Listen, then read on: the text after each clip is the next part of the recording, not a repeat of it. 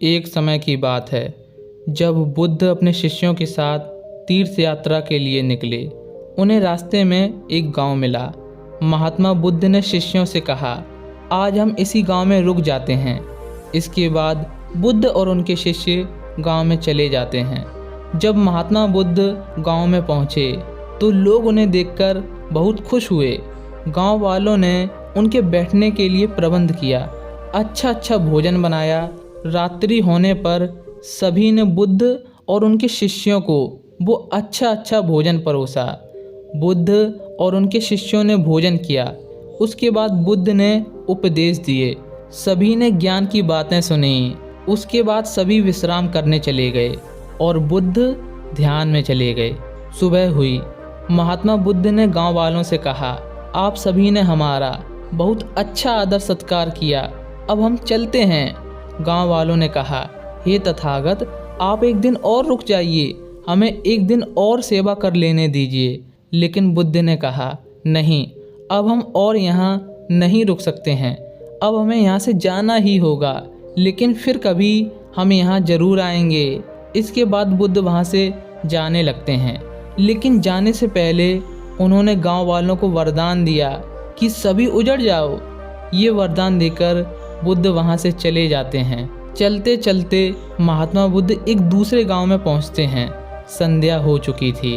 बुद्ध ने अपने शिष्यों से कहा, आज की रात हम यहीं गुजार लेते हैं।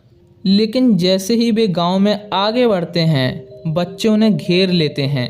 कुछ बच्चे उन पर कीचड़ फेंकने लगते हैं तो कुछ बच्चे उन्हें पत्थर से मारने लगते हैं। बुद्ध और उनके शिष्य बच्चों से बचते हुए एक पेड़ के पास पहुंचते हैं। ओम नमः शिवाय। वे पेड़ के नीचे बैठकर ध्यान करने लगते हैं। कुछ देर बाद गांव के कुछ लोग उन्हें देखकर उनका मजाक उड़ाने लगते हैं। वो लोग महात्मा बुद्ध को अपमानित करने लगते हैं।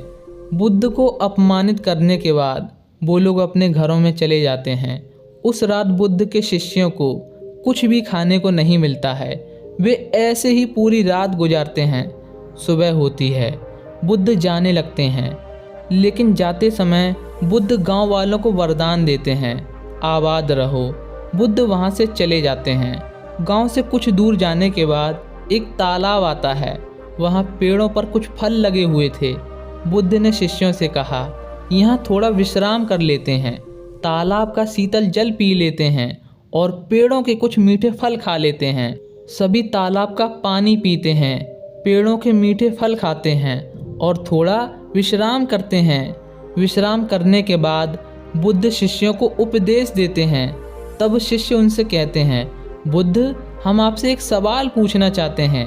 बुद्ध ने कहा, पूछो।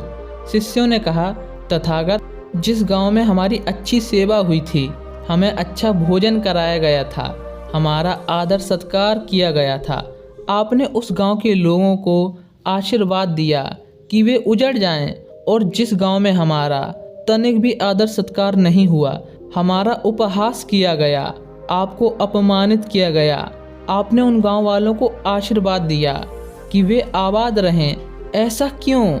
महात्मा बुद्ध ने जवाब देते हुए कहा, पहले गांव के लोग कितने अच्छे थे, कितने अच्छे व्यवहार के थे।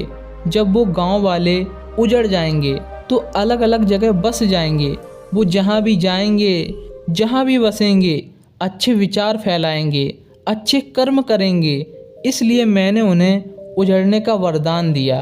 और दूसरे गांव के लोग गलत व्यवहार करने वाले थे, दूसरों को परेशान करने वाले थे, बुरे लोग थे। वे जहाँ भी जाएंगे दूसरों को सताएंगे, गलत काम करेंगे, गलत विचार फैलाएंगे।